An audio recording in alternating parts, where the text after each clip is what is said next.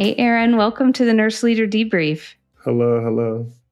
I'm so excited to have you on. I know we just were mentioning we've been talking about this and planning for a long time, and I'm glad that it finally worked out because I know that our listeners will just learn a lot from you.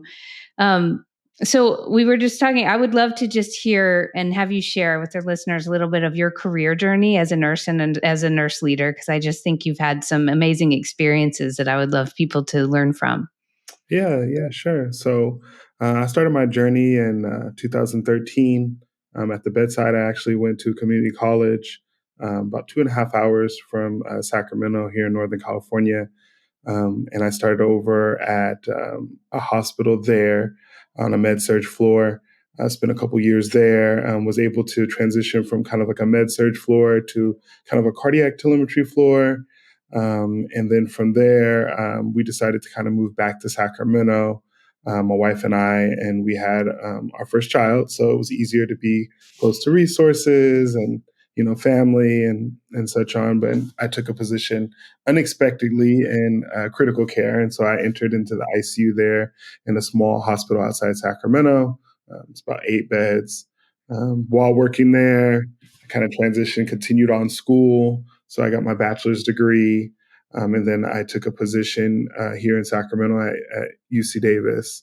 And so I've been at UC Davis since 2016. I entered into assistant nurse position shy of 2 weeks of the pandemic. It was kind of Wow. interesting time to enter into leadership. And just before entering that position, I had returned to school for my master's in nursing. And then currently I'm in my PhD. Wow. What is your focus in your PhD?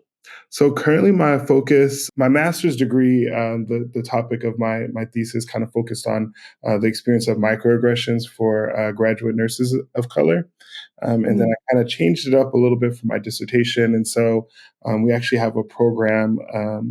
Many of my other research leadership roles which I forgot to add, is that I'm currently on the executive board for Capital City Black Nurses Association here in Sacramento.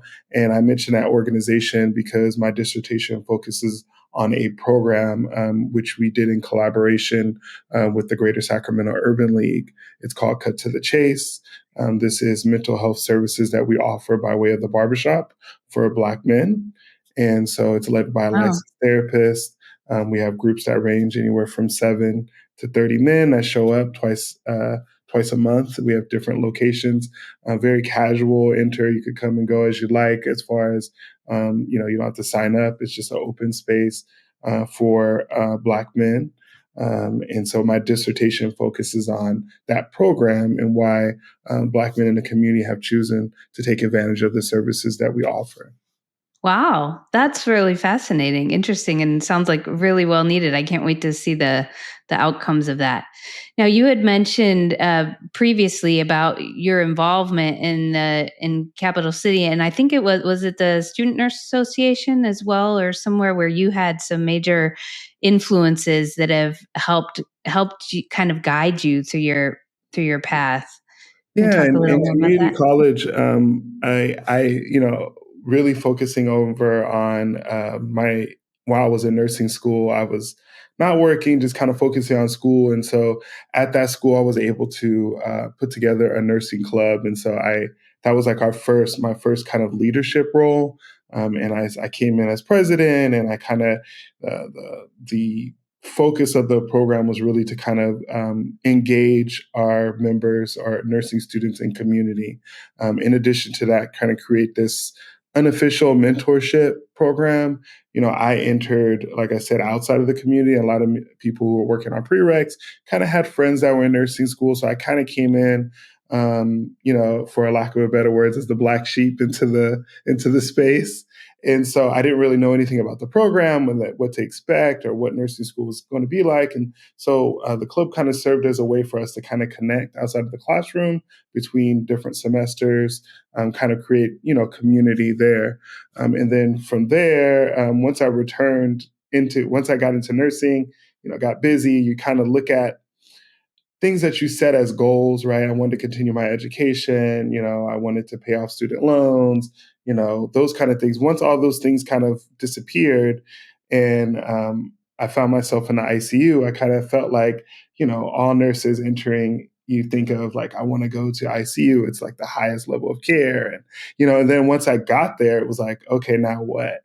And so going back to school was kind of like I guess I'll just go back to school in case I want to go into leadership. And while completing my application, I had a conversation with my manager here at UC Davis, and she's like, "Why do you want to go back to school?" And I said, one day I might want to go into leadership, and I might want to do something different. It's nice to kind of have that master's. And she said, "You really need to find some drive, right? Because you're going to go into school."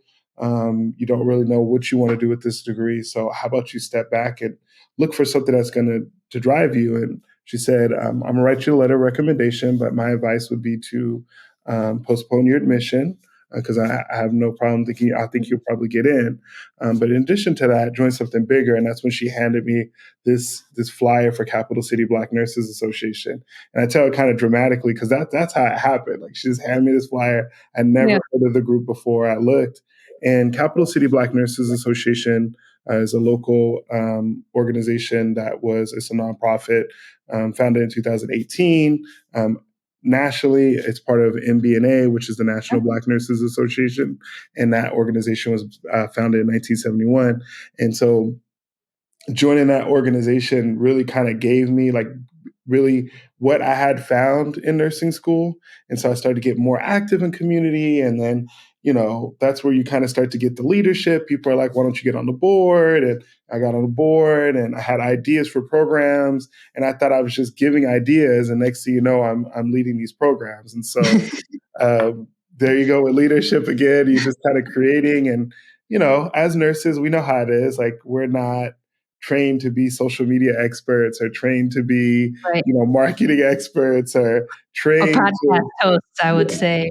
program design, launch. Like I don't know any of that. So I'm just kind of you're just kind of teaching yourself and, making, learning from those little mistakes. And, but it's been Yeah. great. We founded a couple programs. So the Cut to the Chase, which I shared earlier, it's now become the focus of my dissertation.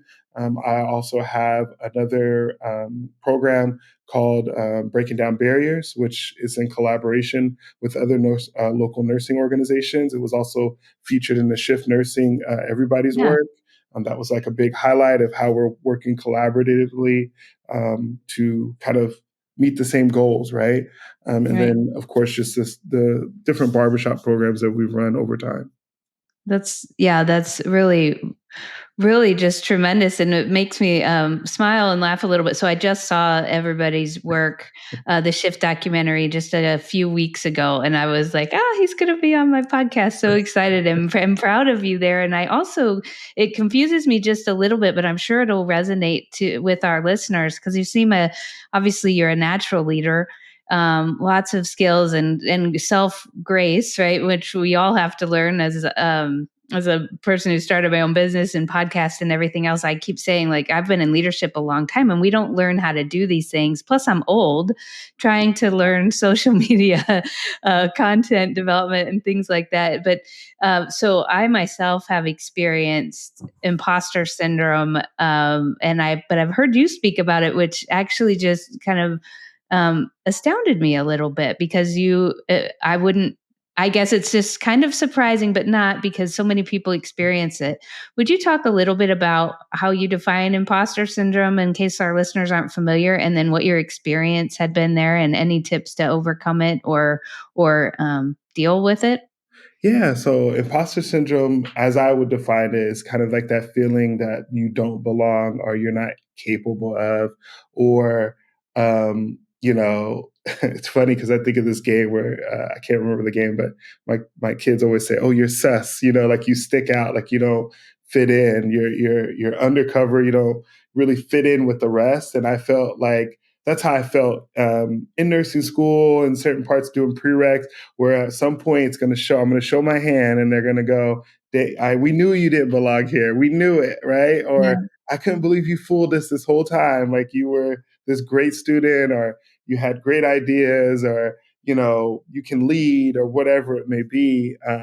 And I didn't have a name for it, right? I always felt it. I always felt like I was like, at some point, it's going to come up and people are going to be like, I knew you shouldn't be here. You're not good enough to be here.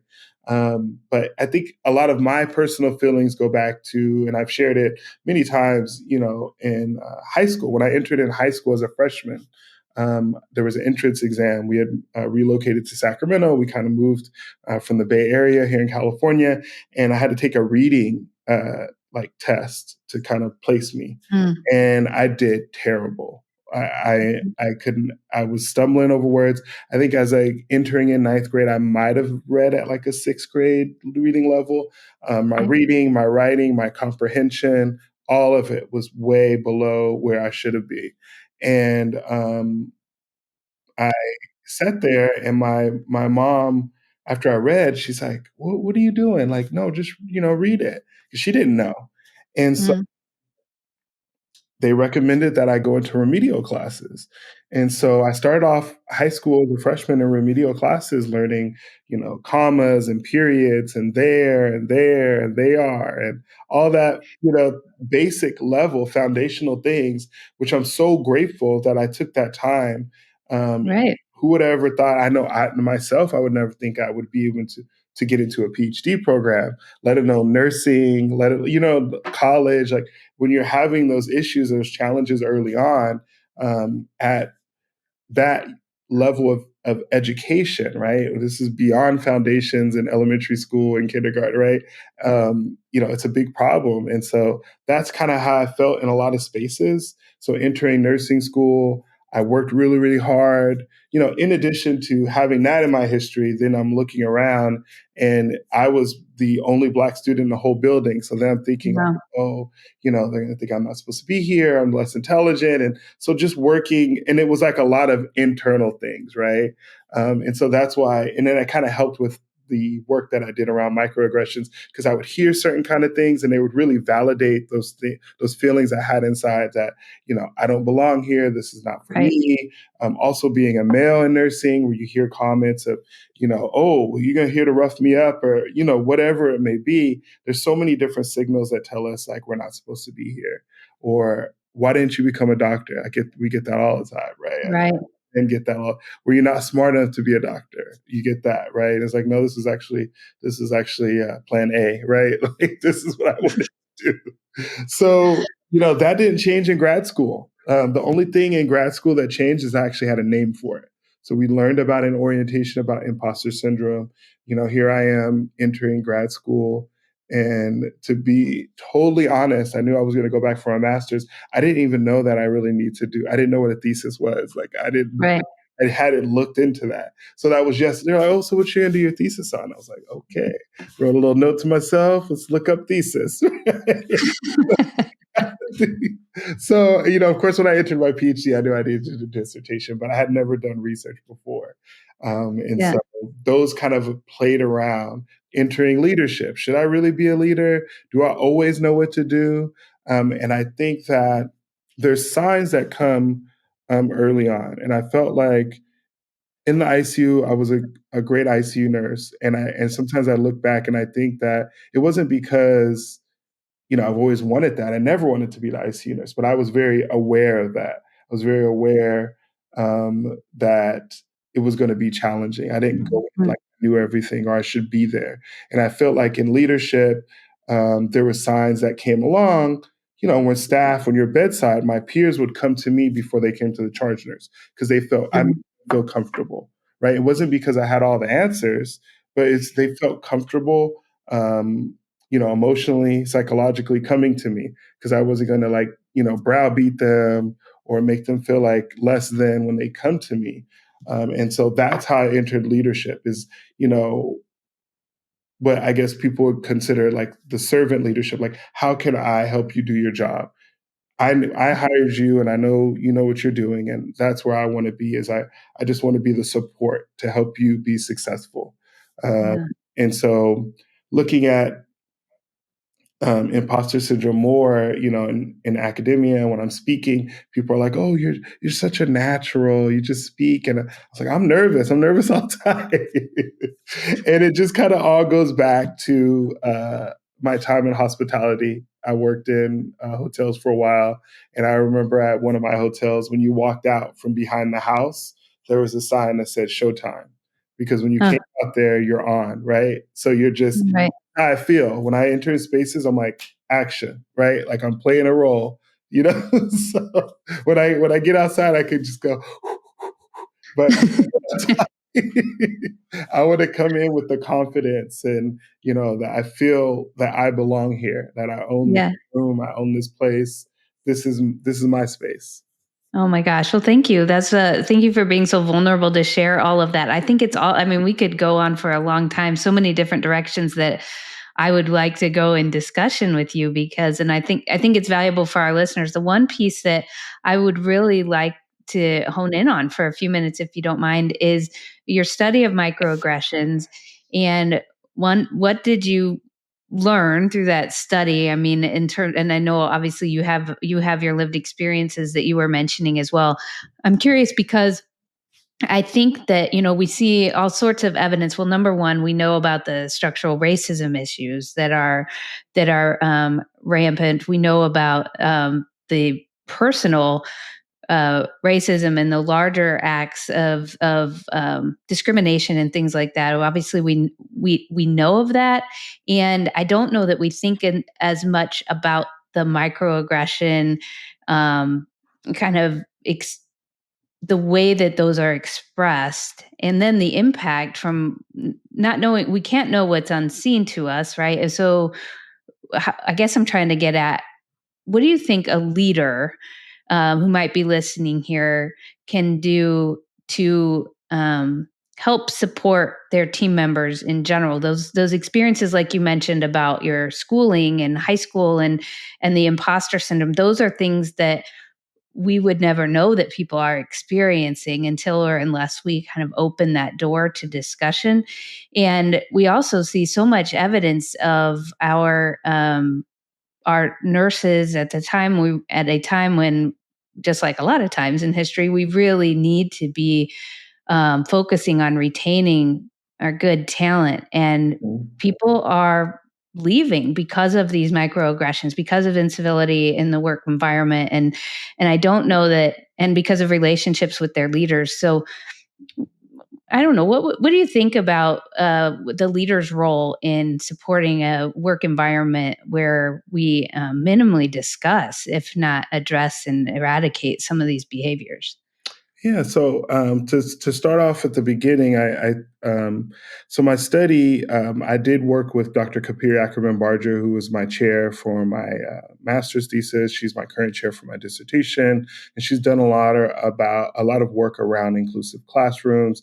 And so I had the opportunity to work with her and Mm. her team around the microaggressions. And so they looked at a larger in nursing in general, and I just looked at a subsection of that.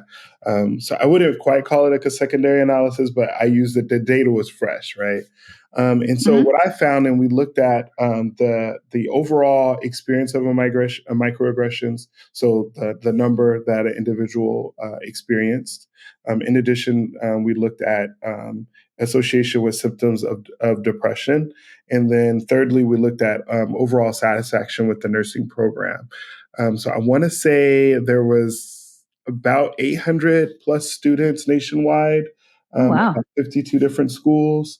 And so what we found is that to look at the overall experience of microaggressions, that Black and Brown kids are people like non-Latino students experience the most, with Black students reporting the most on that side, and non-Latino white students reporting the least. But as far as the symptoms of depression or the overall satisfaction with their education, not strangely enough, but surprisingly, all students whether they experienced just a few or many, it all had a negative impact on their overall satisfaction with the program, and then symptoms of depression. So our non-Latino white students, even though they've experienced them a lot less, it still had an influence on their experience in school, and then also their symptoms of depression. So there's a connection there.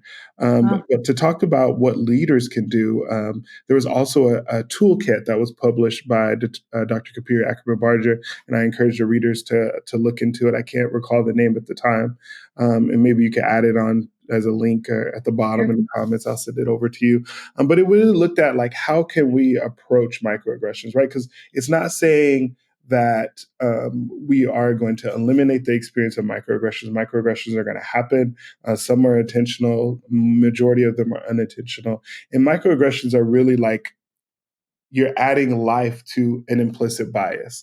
And Right. implicit bias, as we know, we're fed that. We're fed in that through movies, through media, newspapers. Who do we see as the bad guys, right? All the way when you're younger, who's from dark hair to light hair to skin complexion, all of it, right? We see it and we're fed that. And it's kind of hard to really unlearn that behavior. And it Right. creeps out. And studies have really shown that over the course of a shift, right? You start 1, 2, 3 hours into your shift versus the last 11 hours, and they see that with providers, is that they become more, their judgment is kind of changed, right? Because they're relying a lot on instinct, and their instinct is kind of founded in this bias, implicit bias, and what they characterize certain groups, whether you're here for sickle cell and drug seeking, the things that we connect together. Right. Um, so the toolkit, what it does is really talks about how do we address it. And I think that's something that us as leaders can bring to the table. It's not like how can I as a leader fix this, but how can I, a leader, right? Digging back to what I said earlier, equip you with the tools to be successful, right? And so I'm not trying to say like, oh, you're a bad person. You said Right. something that was offensive, but hey, you said something that was offensive. These are some things that you could say, like if you self-realize that you said something that might have been offensive, this is how you should approach the conversation with your colleague. If someone said something that was offensive or you experienced it, this is how you can approach the conversation. And then also, if you were for some reason a source of a microaggression, like I just want you to be receptive to feedback, right? Let's have a conversation and let's improve what it's like to discuss these matters as a community. And so that's you. I don't think you could be punitive and you say certain Sure. things there. And I mean, conversations come up, right? It's like I said, Right. when you're a guy and someone says something about you being masculine or over masculine or rough on a patient, kind of jokingly, not understanding that I get this every day where people think that I'm this bully or something in healthcare, Right. or or someone mistakes you for, like me, for EVS, right, by accident or whatever it may happen, right? Like we're not gonna Yeah. like punish those, but let's have a conversation about it. Like where do these thoughts come from? This is how it makes me feel.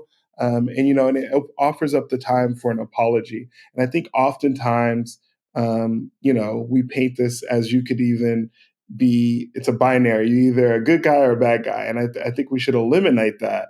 We shouldn't say people are bad people, right? For saying something that was offensive unintentionally. But let's work to kind of find an even ground, and so we have an understanding there. And so I use an example of like I'm walking through the hallway, I step on your foot, and I don't say sorry because I didn't mean to do it. It's not, I'm not going to say like I didn't mean to do that and keep walking. I'm going to say sorry because I'm going to Right. acknowledge your pain, right? I'm going to acknowledge, Right. that I stepped on your foot. It might have caused injury, and I think that's just the same kind of grounds that we're trying to find when we're talking about addressing microaggressions. But definitely, I will give you that information so that you could present this, right? You could speak to your staff and say, hey, these things happen. I don't want to feel like it's a right or wrong kind of thing, but we just need to be really open to having these conversations to address them. Right.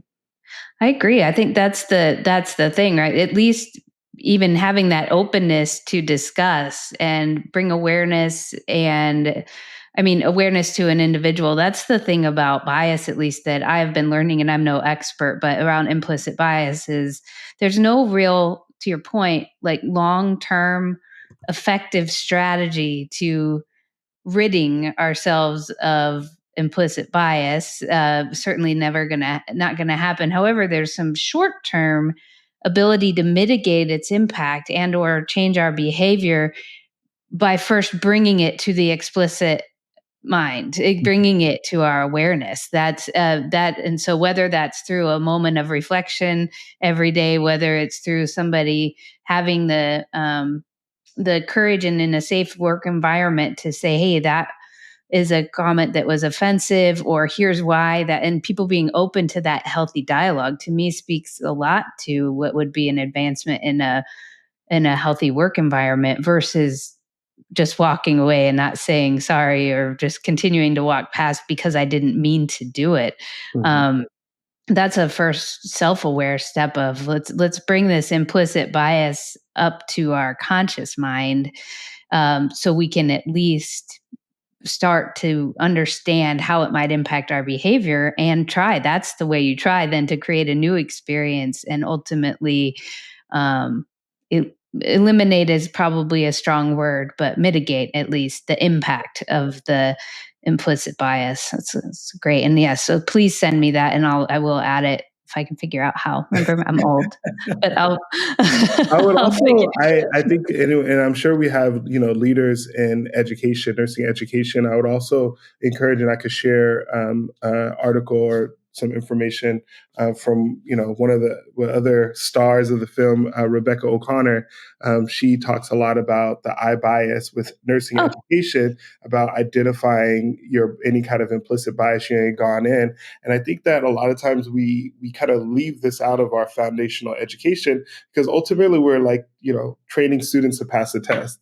And so, that's not right. all going to be on it. And so I think, but we're going to have these situations, right, where implicit bias slips out.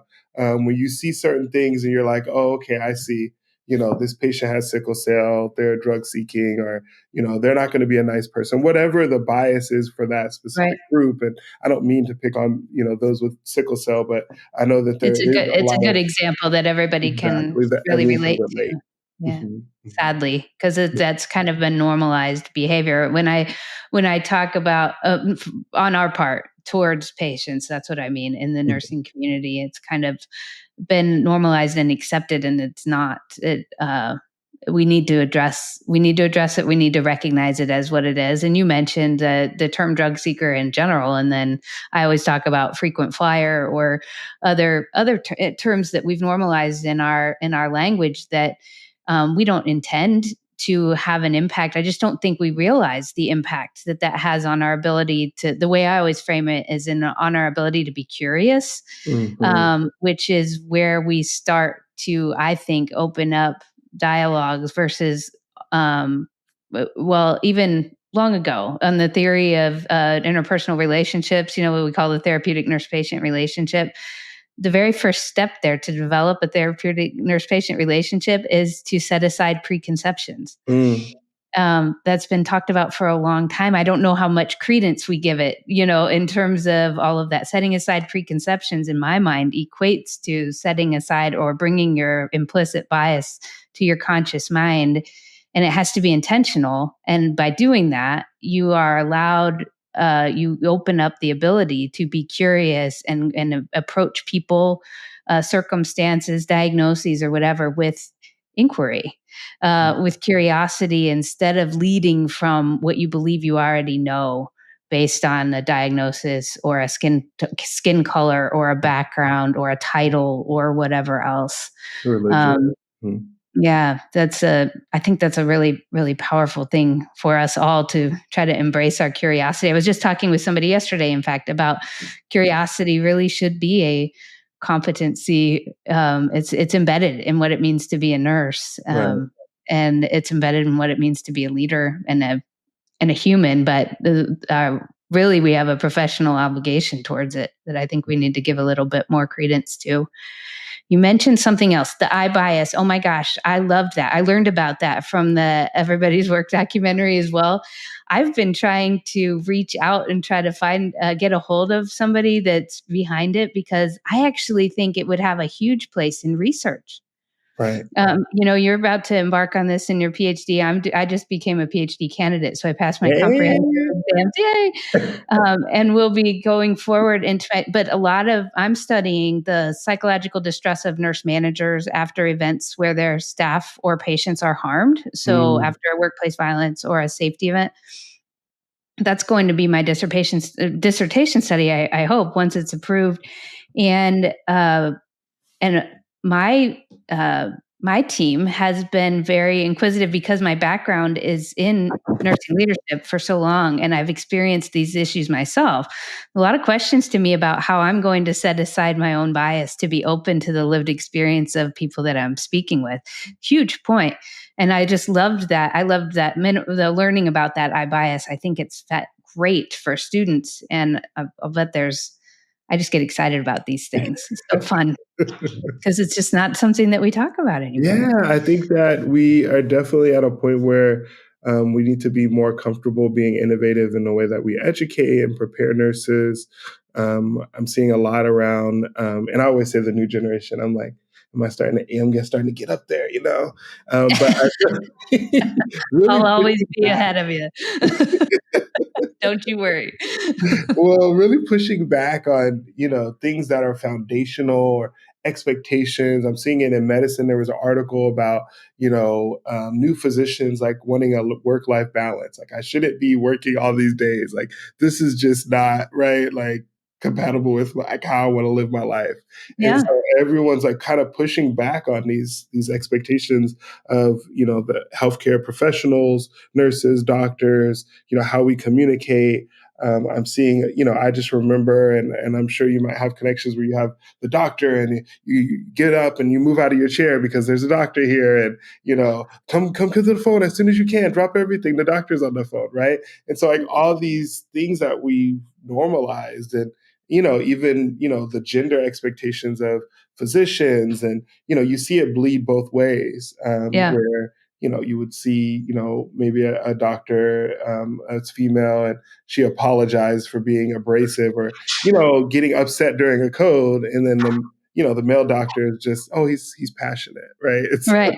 like, Oh, yeah. it's just, Well, we do it in nursing too. This is one of the things I talk about all the time, like the good nurse, but oh, he or she's a good nurse, but dot dot dot. And what we mean is that they're not very friendly, right? They mm, don't have a great bedside manner, typically mm, at least. That's what people mean. Great clinician, not so much on the relational aspect. And what I try to, at least nursing is what I know and what I've studied. And I try to tell people that really, by definition of what nursing is, if you look at our scopes and standards and our social policy statement and our code of ethics and everything, it's actually impossible to be a good nurse without the balance of relational competence and clinical competence. right. That they go together, and so that's one thing I like to challenge our thinking on as well. Like, we put up with a lot, we have tolerated a lot of behaviors, and you're right, outside of ours as well, and the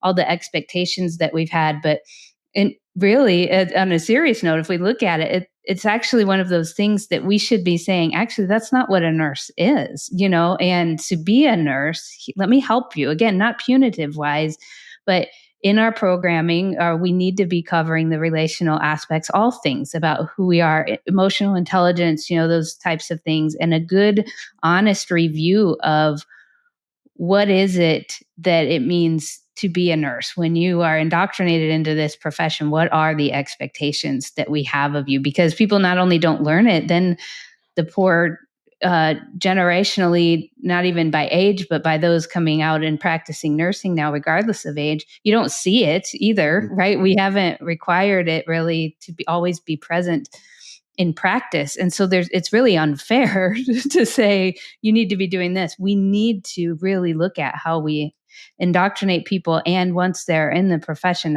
what is it that we're tolerating and allowing in our work environments. You mentioned also, just one thing that came to mind that I think is just super funny about physicians.